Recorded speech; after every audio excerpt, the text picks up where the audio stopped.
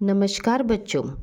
Uttarakhand series में हमारे channel में वर्तमान में चल रही है विगत वर्षों के प्रश्नोत्तर, यानी कि हम 30 दिनों की क्लासेस आपके लिए लेकर आ रहे हैं, जिसमें हम जो उत्तराखंड के विभिन्न परीक्षाओं में प्रश्नोत्तर पूछे गए हैं उनको डिस्कस कर रहे हैं। यह कल की क्लास के क्वेश्चन है। इसमें मुझसे पढ़ाने में थोड़ी सी त्रुटि हो गई थी, इसलिए सर्वप्रथम इसका सुधार कराना बहुत ज़रूरी है और इसके लिए मैं आभार व्यक्त करूंगी मोहित अधिकारी जी का, जिन्होंने कमेंट करके बताया कि मुझसे पढ़ाने पे कहाँ गलती हो गई थी। जो पढ़ाने वाला होता है अक्सर उससे भी कहीं त्रुटि हो जाती है और मैं स्क्रीन पर क्या करती हूँ, क्वेश्चंस आपके लिए लिख कर रखती हूँ और आंसर आपके सामने ही पढ़ाते पढ़ाते लिखती हूँ। तो इस कारण से थोड़ी सी गलती कल मुझसे हो गई थी। पहला सुधार आप करेंगे, टिहरी रियासत के प्रथम राजा मैंने मेदिनी शाह कराया था, इसे काट कर आप करेंगे सुदर्शन शाह।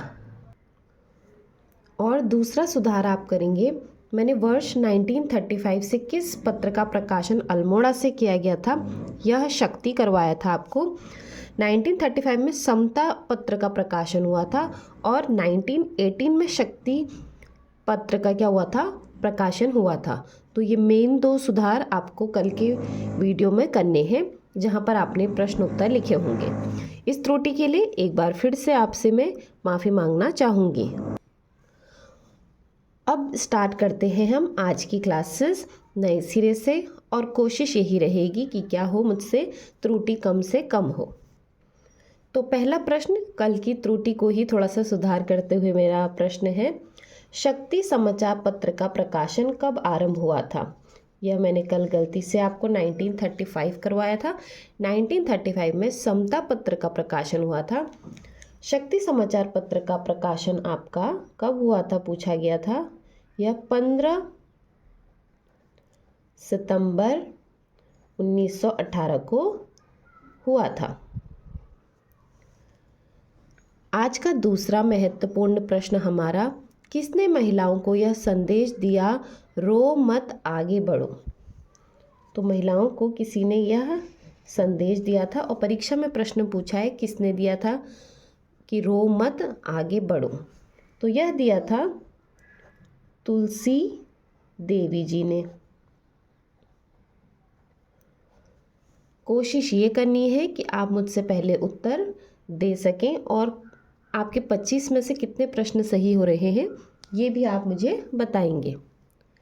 आज का तीसरा महत्वपूर्ण प्रश्न, 1886 में भारतीय राष्ट्रीय कांग्रेस के कलकत्ता अधिवेशन में उत्तराखंड का प्रतिनिधित्व किसने किया था। तो 1886 में भारतीय राष्ट्रीय कांग्रेस, इंडियन नेशनल कांग्रेस का जो कलकत्ता सेशन हुआ था, कलकत्ता अधिवेशन हुआ था, इसमें उत्तराखंड का प्रतिनिधित्व किसने किया था पूछा गया है। तो इम्पोर्टेंट प्रश्न, यह किया था ज्वाला दत्त जोशी ने। ज्वाला दत्त जोशी जी ने क्या किया था, 1886 में भारतीय राष्ट्रीय कांग्रेस के कलकत्ता अधिवेशन में हमारे राज्य का प्रतिनिधित्व किया था। अगला प्रश्न, उत्तराखंड का वह प्रथम राजनेता कौन था जिसे असहयोग आंदोलन के दौरान जेल भेजा गया था। असहयोग आंदोलन एक बहुत बड़े पैमाने पर चला हुआ आंदोलन था। तो इसमें पूछा गया है कि हमारे उत्तराखंड के पहले प्रथम राजनेता कौन थे जिसे असहयोग आंदोलन के दौरान जेल भेजा गया था। तो ये थे मोहन सिंह मेहता।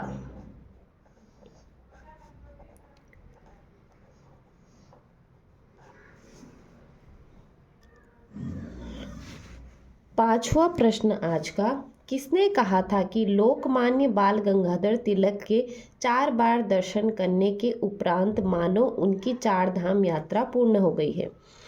तो जो व्यक्ति थे, जो लोकमान्य बाल गंगाधर तिलक से 4 बार जिनके दर्शन हुए थे, उन्होंने कहा था कि लोकमान्य बाल गंगाधर तिलक को 4 बार देखना 4 धाम की यात्रा पूर्ण हो गई के समान है। यह किसने कहा था, यह कहा था हमारा बद्री दत्त पांडे जी ने। आज का छठा महत्वपूर्ण प्रश्न, किस परमार शासक ने 52 गढ़ियों को गढ़वाल राज्य के रूप में संगठित किया था? जब आपको पता है जो गढ़वाल जो राज्य था वहाँ पे कहते हैं 52 गढ़ थे, तो किस शासक ने 52 गढ़ों को एक करके गढ़वाल राज्य संगठित किया था, वह नाम पूछा गया है। तो वह थे अजय पाल। आज का 7वां महत्वपूर्ण प्रश्न, कौन सा पवार शासक मुगल बादशाह जहांगीर के दरबार में भेंट लेकर गया था? पवार शासक जो मुगल बादशाह जहांगीर के दरबार में भेंट लेकर गए थे उनका नाम पूछा गया है, तो वह थे शाम शाह।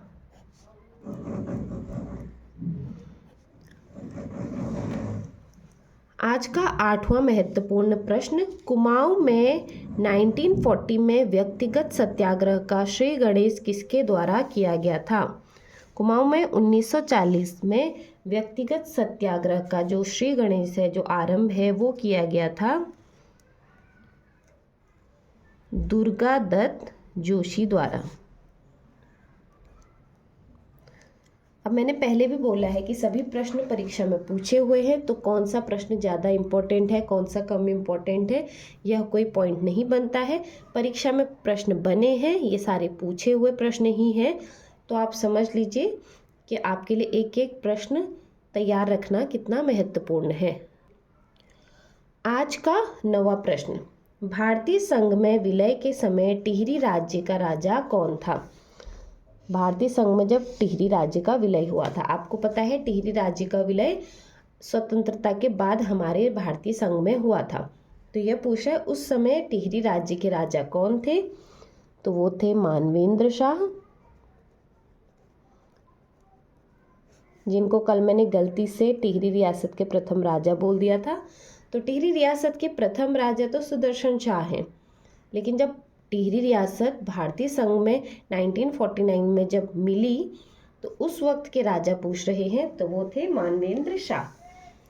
अब आपका पहला होमवर्क आज का, किस तारीख को टिहरी राज्य भारतीय संघ में विलय हुआ था, वो तारीख बतानी है। आज का 10वां महत्वपूर्ण प्रश्न, 1790 में कुमाऊं पर विजय के पश्चात गोरखाओं ने वहां का सूबा किसे नियुक्त किया था? 1790 पर कुमाऊं पर विजय किसने प्राप्त की? गोरखाओं ने। तो वहां का सूबा किसी को घोषित किया था, तो वह सूबा किसे नियुक्त किया था? वो किया था जोगामल शाह को। ये सभी हिस्ट्री के क्वेश्चंस हैं, हिस्ट्री से क्वेश्चंस बहुत ज़्यादा बनते हैं। अगला प्रश्न, ब्रिटिश शासन के दौरान कुमाऊं में भूमि को क्या कहते थे? जब अंग्रेजों का शासन था तो कुमाऊं में भूमि को भूमि नहीं कहा जाता था, एक स्पेसिफिक शब्द यूज़ किया जाता था, वह पूछा गया है, तो वो कहा जाता था यात। आज का 12वां महत्वपूर्ण प्रश्न, चंद प्रशासन के अंतर्गत दस्तूर क्या था? अब मैंने आपको कल भी बोला था कि जो राजपाट है, जो साम्राज्य है या राजा से रिलेटेड है, कुछ स्पेसिफिक जो टर्म है या जो शब्दों का प्रयोग उसी शासन में होता था, उस टाइप के प्रश्न भी बनते हैं। तो चंद प्रशासन के अंतर्गत दस्तूर क्या था पूछा जा रहा है, तो वो नजराना था। आप किसी को नजराना देते थे तो वो क्या कहलाता था? दस्तूर कहलाता था। आज का 13वां महत्वपूर्ण प्रश्न, किस चंद शासक ने पट्टी नामक प्रशासनिक इकाई की स्थापना की? चंद शासक ने पट्टी नामक प्रशासनिक इकाई की स्थापना करी। तो क्वेश्चन रिवर्स करके भी पूछ सकता है कि पट्टी नामक प्रशासनिक इकाई की स्थापना किन शासकों ने की थी? तो चंद शासकों ने की थी।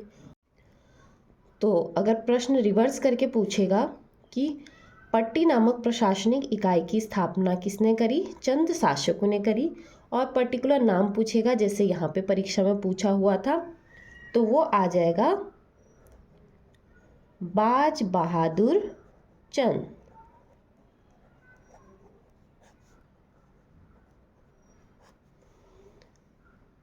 चौदहवां प्रश्न आज का, बद्रिका खंड किस पुराण का अंश है? अब जो हमारे उत्तराखंड में पेपर हैं वो थोड़े से अटपटे प्रश्न बनते हैं, जो कि आप तैयारी करोगे और आप सोचोगे ये चीज़ कहाँ पर थी। तो बद्रिका खंड किस पुराण का अंश है, ये परीक्षा में पूछा हुआ है। तो बद्रिका खंड जो है वह स्कंद पुराण का अंश है।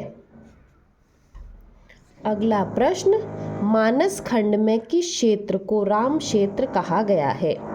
मानस खंड में किस क्षेत्र को राम क्षेत्र कहा गया है, तो वह कहा गया है अल्मोड़ा को। आज का 16वां प्रश्न, पेशावर कांड किस वर्ष हुआ था। पेशावर कांड किस वर्ष हुआ था, यह हुआ था 1930 को। आपको मुझे बताना है पेशावर कांड क्यों हुआ था। आज का 17वां महत्वपूर्ण प्रश्न, अल्मोड़ा या जिसे आलमनगर कहा जाता था पहले, इसके संस्थापक कौन हैं। यह बहुत बार परीक्षा में रिपीट क्वेश्चन है। तो अल्मोड़ा या आलमनगर के संस्थापक हमारे बालो कल्याण चंद हैं।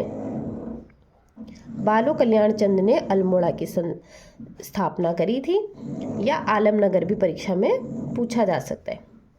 आज का 18वां प्रश्न, कुमाऊं का बिना ताज पोषित राजा कहलाता था।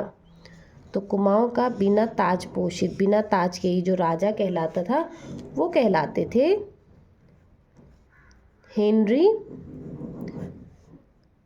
रामजे।